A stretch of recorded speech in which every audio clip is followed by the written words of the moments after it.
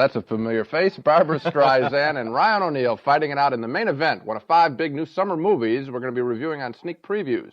2 film critics, especially on this show, arguing about the latest movies in town. This is Roger Ebert, film critic of the Chicago Sun-Times. Across the aisle from me is Gene Siskel, the film critic of the Chicago Tribune. In addition to the main event, which didn't exactly knock me out. I liked it. You like? We'll get to that in a moment, okay? We'll also review The In-Laws, a very funny new comedy with Alan Arkin and Peter Falk. Lost and Found, a bittersweet love story starring sweet George Segal and bitter Glenda Jackson. Escape from Alcatraz, the new Clint Eastwood thriller. And now Gene starts with Rocky II. I think I'm speaking for both of us. Sequels and remakes are the bane of a film critic's existence. I'll go along with that. We want originality in the movies, but increasingly, Hollywood has given us the same boring old thing, Part 2. A thoroughly enjoyable exception to this epidemic of rotten sequels, though, is Rocky II. It may be a sequel, but it's not boring. Rocky II describes the further adventures of Rocky Balboa, the Philadelphia club fighter who, come on, if you don't know what Rocky's story is, what are you doing watching this show? In the new film, Rocky is still in love with his formerly shy girlfriend, Adrian, played by Talia Shire. In fact, early in Rocky II, he hits her with the big question in pure Rocky style. A beautiful scene, a great scene. Some very funny and tender writing there. Sylvester Stallone wrote both Rocky and Rocky II. He's an excellent writer with a fine offbeat sense of humor. Just because he looks like a palooka doesn't mean he can't write. Now, in the middle of Rocky II, fight manager Burgess Meredith has to be convinced that Rocky is able to withstand a rematch with the champion, Apollo Creed. That doesn't stop Rocky. Eventually, it's fight time once again with Apollo Creed. The ref gives instructions. And they do have a good fight. I really enjoyed Rocky II. I'm even looking forward to Rocky III. Rocky Balboa is a very colorful, very funny, thoroughly American character. I think you make a very good distinction between what we, I think, both feel about remakes and sequels, which is it's a ripoff, another chance to go back to the public, get another $4, and this film, which is a real sequel. I mean, Rocky really gave us some people that we cared about, warm and human, colorful characters. We wanted to know what happened next. The first movie kind of stopped in midstream, and this one carries on from the exact moment. I really did enjoy it. The thing on the sequels is, we had Beyond the Poseidon Adventure a while back. That just repeated physical events. This film really repeats emotional events, and it's very fine. It's amazing. It is really the same film. There's the same running through the streets of Philadelphia, the same running up the stairs of the Philadelphia Museum. There's the same kind of music in the picture, and yet it all works. Even ends with a big fight. The big fight. In my opinion, a better fight scene than the first film, as a matter of fact. I don't know if I agree with you on that. Certainly leaves you leaving the theater shaking your head, with joy, really, and exhilaration. And we might as well say, as a matter of fact, that there is going to be a Rocky III, and you heard it here first.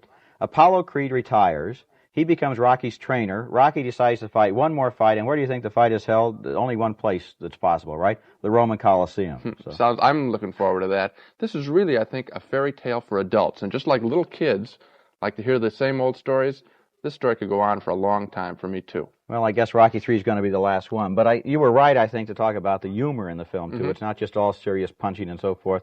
A lot of humor, and if offbeat humor is one of the endearing things about Rocky II, it's got to be the comic inspiration behind The In-Laws, which is the funniest comedy I've seen in a long time. The movie stars Alan Arkin and Peter Falk as the 2 would-be in-laws whose kids are going to get married, but first some very funny things happen to them on the way to the wedding. Arkin is a peaceful New York middle-class dentist, and Falk is an undercover agent who takes Arkin along on a mission to South America. Serpentine, okay. You're probably wondering why they're being shot at. Well, Peter Falk got himself involved in a CIA scheme to sell counterfeit money in South America.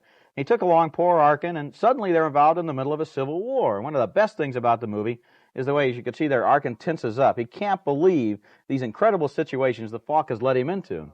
For example, they encounter a totally crazy South American puppet dictator.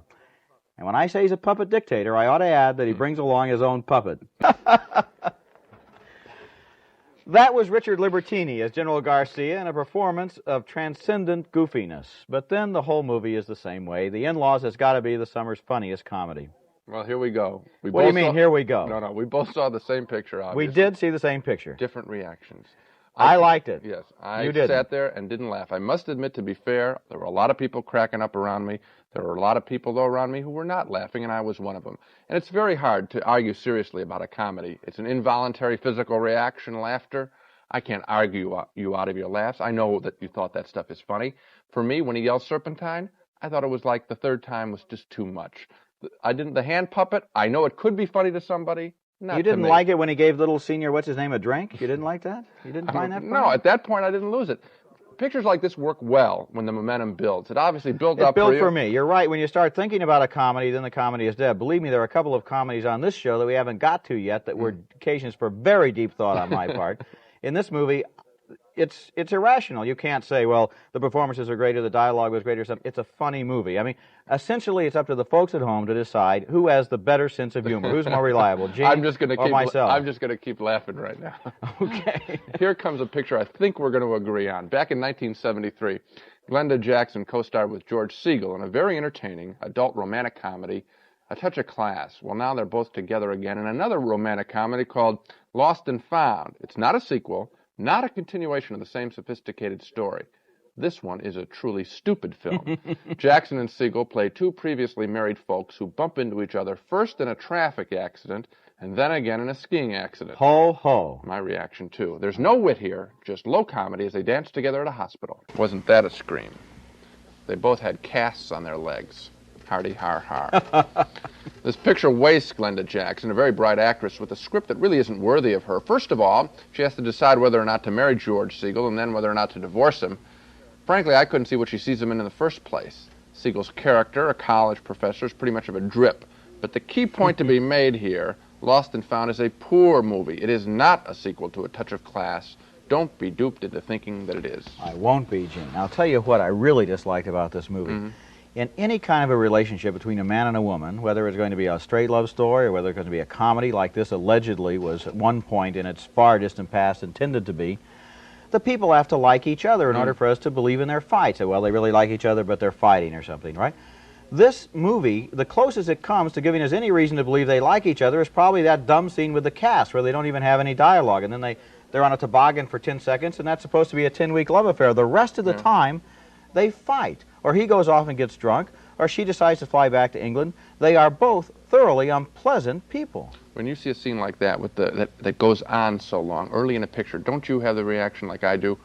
They're padding here. They don't have a story. They don't have real characters here. They didn't have a script, but they said, George, Glenda, look at this great scene. You get to dance with Cass on it. Don't worry, we'll write the rest of the movie next week or something. Yeah. It's as if the movie was written before they even thought through who the characters were. And I can't understand it. The same writer-director, Mel Frank, the same actors, why didn't they stay with two characters that we did like in A Touch of Class? This one's a mystery to me and a very bad film. One thing that I should repeat, I suppose, a consumer point, if you liked Touch of Class, wait till Touch of Class comes back on television. Right. You know? Here's a movie that's a whole lot better. It's Clint Eastwood in Escape from Alcatraz, and it's a very tough, hard-edged, beautifully crafted thriller about a man who's sent to Alcatraz because, as the warden explains to him in this scene, nobody has ever escaped from the rock. Well, if you're an Eastwood fan, you know what that last look means. It means nobody's going to keep him in the rock. He can't resist a challenge like that, and the movie totally absorbs us in the process of his escape attempt. It also paints a violent portrait of the daily routine of prison life, like in this scene in the Alcatraz exercise yard. You notice how perfectly directed that fight scene was? There wasn't a wasted shot. It was good, lean direction. Whole film is that way. When Eastwood gets out of solitary confinement, of course, he's really mad. The rest of the movie follows his total commitment to escape, but unfortunately, the preparations for the escape are a lot more interesting than the escape itself, which is kind of murky and hard to follow. Guess you could say that the last 20% of the movie is sort of disappointing, but the first 80% is really good filmmaking. I'm with you exactly. It's no small objection. The film builds up beautifully to this escape. We're really rooting for him to escape and see how he does it. He's a bright, ingenious guy. The escape lasts maybe 7 to 10 minutes. It's not very exciting. I was disappointed. But would you add this? I wanted the film to go on for another half hour. Would you add this proviso? The film is worth seeing, though. Yes. I think it is. Yeah. Directed by Don Siegel, who's a good Hollywood craftsman who helped to really mold Eastwood's image. He took Eastwood right out of the spaghetti westerns, more or less, and made Coogan's Bluff, Dirty Harry, two of the best pictures Eastwood has been in. I think that, with the exception of the ending, this is a film that I think I can recommend very highly. I recommend it, too. Okay. Okay, now we just reviewed Lost and Found, the film that reteams Glenda Jackson and George Siskel. Here's another reteaming, but here's one I think that works. Ryan O'Neal and Barbara Streisand, who were very popular together 7 years ago in What's Up, Doc, well, they're together again in The Main Event, a romantic comedy set in the world of boxing. Sounds familiar. Streisand plays a perfume manufacturer who goes bankrupt and is left with one financial asset, which turns out to be a liability. It's plug fighter Ryan O'Neal, who broke his fist the last time out, and he doesn't want to fight anymore. But Streisand owns his contract, needs money, and she drags him kicking and screaming to a fight promoter. A lot of energy. After she gets the promoter to book a big fight, she forces Ryan O'Neal to go into training. The two of them become a tourist attraction, drawing visitors, reporters, and photographers. She looks good there. Both of the scenes, though, we took a look at, I think, run on a little too long, as does The Main Event. It has a very bad ending. It also contains some very funny scenes, though, featuring Streisand dominating Ryan O'Neal both in bed and in business. Barbara Streisand is possibly the most energetic performer working in the movies today. She's the main reason, I think, to see The Main Event. If Barbara Streisand's the main reason to see The Main Event, I don't think that's a good enough reason. You didn't like her, huh? Of course I like her. I think she's great, but she's not great in this movie. And one of the things that's wrong is they've never thought the character through. It's almost as if they're going for a laugh at every moment without thinking that the story has to make sense from beginning to end to involve us in the characters. The beginning of the film, she runs the perfume company. She's a tycoon. She's a businesswoman. She's at the top of her business. Yep. Halfway through the film, it's like she had an off-screen lobotomy. She suddenly turns silly and stupid. It's almost sexist. Once she falls in love with a guy, it's just silly little Barbara, you know. With one exception. There's a bed scene at a training camp where he's getting ready for the big fight, where she comes on real tough to him in bed. She wants to make love to him. He doesn't. She convinces him. Very amusing. She's that tough character in that moment. Okay, so the scene before she's dumb, the scene after she's dumb, the end of the film, you mentioned it has a bad ending. Yes, Gene, it does. Bad is not the word for this ending. Unforgivable is the word for this ending. We can't give it away. But I suppose, no, we won't give it away. What she does to him during his heavyweight fight at the end is so stupid that you leave the theater really feeling angry that your intelligence has been insulted. Well, even in a comedy, they ought to have a little more smarts than this.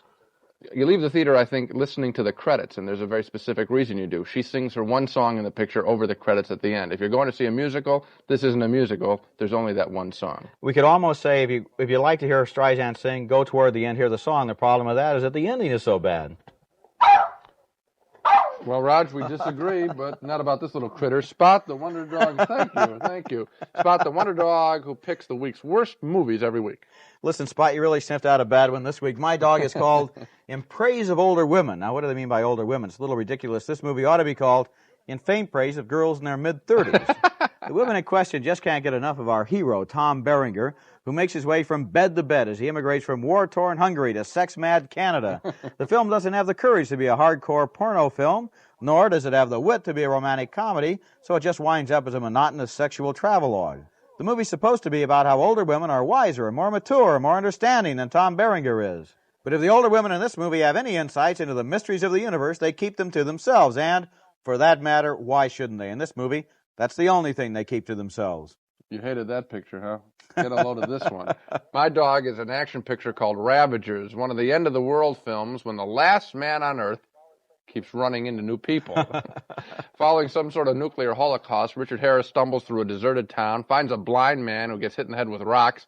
Then he meets Ann Turkel, who chases Harris into the woods, where she tells him, "I've been following you since yesterday." Harris asks, "What the hell for?" Turkel says, "Why the hell do you think?" Then the last man on Earth meets more people. Art Carney is a nuclear engineer. And then, of course, the Ravagers, a ragtag mob.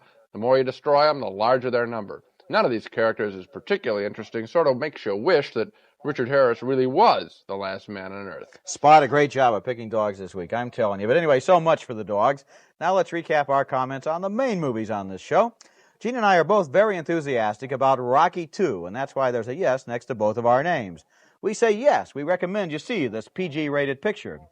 We disagree, though, on the Alan Arkin Peter Falk comedy, The In-Laws. Gene only enjoyed a couple of Falk scenes. I really loved it and voted an enthusiastic yes, so listen to me, folks. Now, stop it already. Okay. We both agree that Lost and Found with Glenda Jackson and George Segal is worthless. Two big no's for that one.